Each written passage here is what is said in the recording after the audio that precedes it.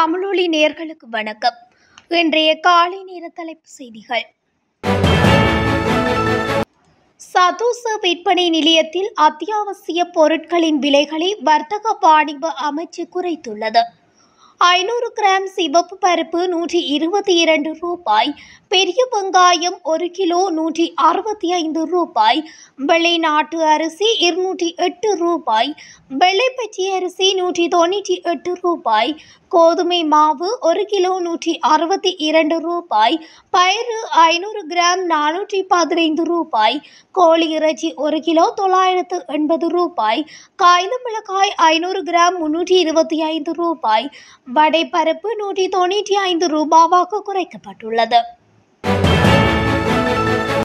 மின்சார கட்டண திருத்தம் தொடர்பான ஆணைக்குழுவின் இறுதி முடிவு இம்மாதம் 14ஆம் தேதி செவ்வாய்க்கிழமை அறிவிக்கப்படும் என்று பொது பயன்பாட்டு ஆணைக்குழு தெரிவித்துள்ளது.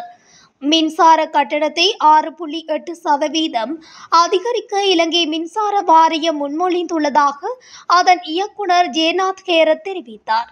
மறுசீரமைப்பு திட்டங்களை அதிகாரிகள் முறையாக செயல்படுத்த தவறியதால் மின்சார கட்டணம் அதிகரிக்கப்பட வேண்டும் என்று இலங்கை மின்சார வாரியத்தின் தொழில்நுட்ப பொறியியலாளர்கள் மற்றும் மேற்பார்வையாளர்கள் சங்கத்தின் துணைத் தலைவர் நந்தன உதயகுமார கூறினார். அகில இலங்கை சிறு மற்றும் நடுத்தர முட்டை உற்பத்தியாளர்கள் சங்கம் முட்டை ஒன்றின் விலையை 10 ரூபாவினால் குறைக்க தீர்மானித்துள்ளது. அதன்படி வெள்ளை முட்டை ஒன்றின் விலை 18 ரூபாவாகவும் சிவப்பு முட்டையொன்றின் விலை 20 ரூபாவாகவும் விற்பனை செய்ய தீர்மானித்துள்ளதாக சங்கத்தின் தலைவர் நவோத் சம்பத் பண்டார தெரிவித்தார். களுத்துறை பகுதியில் துப்பாக்கிச்சூடு சம்பவம் ஒன்று பதிவாகியுள்ளதாக போலீசார் தெரிவித்தனர். மோட்டார் சைக்கிளில் சென்ற இருவர் வர்த்தக நிலையம் ஒன்றை நோக்கி துப்பாக்கி பிரயோகத்தை நடத்திவிட்டு தப்பிச் சென்றுள்ளதாக தெரிவிக்கப்படுகின்றது. மாகாண சபை தேர்தலில் போட்டியிடுவதற்காக ஐக்கிய மக்கள் சக்தியின் நாடாளுமன்ற உறுப்பினர்கள் சிலர் பதவியிலிருந்து விலக உள்ளதாக எதிர்க்கட்சித் தலைவர் சஜித் பிரேமதாச தெரிவித்துள்ளார். ஐக்கிய மக்கள் சக்தியின் நிகழ்வொன்றில் கலந்து கொண்ட பின்னர் நேற்று ஊடகங்களுக்கு கருத்து தெரிவிக்கும் போதே இவ்வாறு கூறியுள்ளார். அதன்படி நாடாளுமன்ற உறுப்பினர்கள் சிலர் பதவியில் இருந்து விலகி மாகாண சபை தேர்தலில் போட்டியிட தயாராக உள்ளதாக அவர் தெரிவித்துள்ளார். இந்த நாட்டை சூறையாடி மோசடி செய்து குடும்ப ஆட்சி நடத்திய ராஜபக்சர்களை தூக்கிலிட வேண்டும் என்று தேசிய மக்கள் சக்தியின் முக்கியஸ்தரான அமைச்சர் சுனில் ஹந்துன்னேத்தி வலியுறுத்தினார். நாட்டை சூறையாடி மோசடி செய்து குடும்ப ஆட்சி நடத்திய ராஜபக்சர்கள் சட்டத்தின் பிரகாரம் கைது செய்யப்பட்டு சிறையில் அடைக்கப்படுவார்கள். அவர்களை தூக்கிலிட வேண்டும். இந்த நாட்டின் பொருளாதாரம் படு பாதாளத்தில் வீழ்ந்தமைக்கு ராஜபக்சர்களே பிரதான காரணம். எமது ஆட்சியில் இந்த நாட்டை மீள கட்டியெழுப்பி வருகின்றோம். ஊழல் மோசடி இல்லாத மக்கள் அபிவிருத்தியே எமது நோக்கம். அதற்கு அனைவரும் ஒத்துழைப்பு வழங்க வேண்டும் என குறிப்பிட்டுள்ளார். மலையக சமூகத்தினருக்கான வீட்டு உரிமை பத்திரங்கள் வழங்கும் நிகழ்வு நடைபெறவுள்ளது. இந்த நிகழ்வு இன்று காலை பண்டாரவளை பொது விளையாட்டு மைதானத்தில் ஜனாதிபதி அனுரகுமார திசாநாயக்க தலைமையில் இடம்பெறவுள்ளது. இந்திய நிதி உதவியுடன் செயற்படுத்தப்படும் 10,000 வீடமைப்பு திட்டத்தின் 4வது கட்டத்தின் 2,000 பயனாளிகளுக்கு இங்கு வீட்டு உரிமைகள் வழங்க திட்டமிடப்பட்டுள்ளது. செம்மணி மனித புதைகுழி தொடர்பான சர்வதேச விசாரணையை முன்னெடுப்பதற்கு சர்வதேச நாடுகள் வலியுறுத்துவதற்கு முன்வராமல் இருப்பது எங்களுக்கு மனவேதனையான விடயம் என கிழக்கு மாகாண வலிந்து காணாமல் ஆக்கப்பட்ட உறவுகள் சங்கம் குற்றம் சாட்டியுள்ளனர்.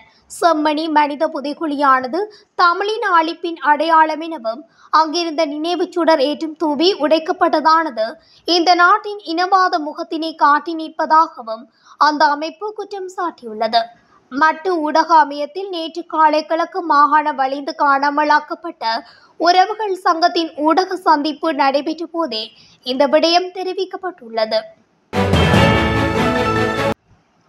இரத்தினபுரி களவானை பகுதியில் காணாமல் போன வயோதிபர் கிணற்றில் இருந்து சடலமாக மீட்கப்பட்டுள்ளார். குறித்த சடலமானது நேற்று ரத்தினபுரி களவாடி வெத்தாகல பிரதேசத்தில் அமைந்துள்ள தோட்டம் ஒன்றில் உள்ள கிணற்றிலிருந்து மீட்கப்பட்டுள்ளதாக தெரிவிக்கப்படுகின்றது. களவாடி வெத்தாகல பிரதேசத்தைச் சேர்ந்த 72 வயதுடைய நபரே சடலமாக மீட்கப்பட்டுள்ளார்.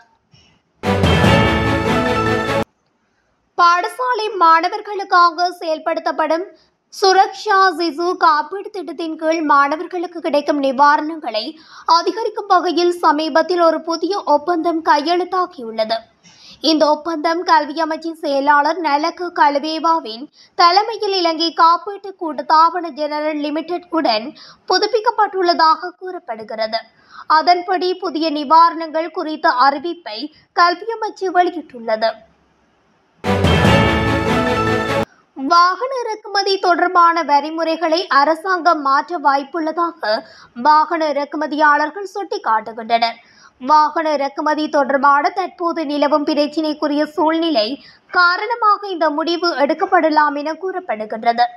இந்த வரி திருத்தம் சந்தையில் வாகன விலைகளில் சிறிது தாக்கத்தை ஏற்படுத்த வாய்ப்புள்ளதாகவும் அவர்கள் மேலும் தெரிவித்தனர். தற்போது 3ஆம் தரப்பு கடன் கடிதங்கள் மூலம் இறக்குமதி செய்யப்பட்ட கிட்டத்தட்ட 1000 வாகனங்கள் சுங்கச்சாவடிகளில் தடுத்து வைக்கப்பட்டுள்ளன. இது தொடர்பான பல வழக்குகள் நீதிமன்றத்தில் நிலுவையில் உள்ளன. இந்த வழக்குகளின் விளைவாக அரசாங்கத்திற்கும் இறக்குமதியாளர்களுக்கும் இடையே சில ஒப்பந்தங்கள் ஏற்பட வாய்ப்புள்ளதாக கூறப்படுகின்றது. கோமாகம கபரகட பிரதேசத்தில் வீடொன்றுக்கு முன்பாக நிறுத்தி வைக்கப்பட்டிருந்த கருவாடு ஏற்றிச் செல்லப்படும் லொரியொன்று தீயில் கருகி நாசமாகியுள்ளதாக அத்துருக்குரிய போலீசார் தெரிவித்தனர். இந்த சம்பவம் அதிகாலை இடம்பெற்றுள்ளதாக போலீசார் தெரிவித்தனர்.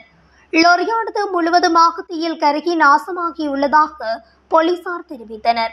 லொரியின் உரிமையாளர் தனது வீட்டுக்கு முன்பாக லொரியை நிறுத்தி வைத்துவிட்டு உறங்கச் சென்ற போதே இந்த சம்பவம் இடம்பெற்றுள்ளதாகவும் போலீசார் தெரிவித்தனர்.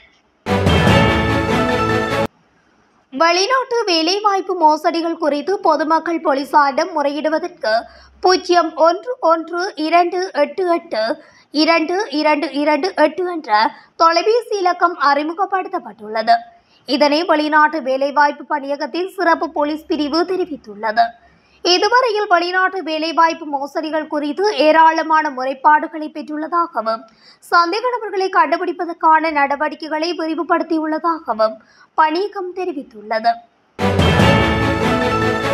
நாடு முழுவதும் நேற்று இடம்பெற்ற விசேட சுற்றிவளைப்பு நடவடிக்கையின் போது 5763 பேர் கைது செய்யப்பட்டுள்ளதாக போலீஸ் ஊடக பிரிவு தெரிவித்துள்ளது.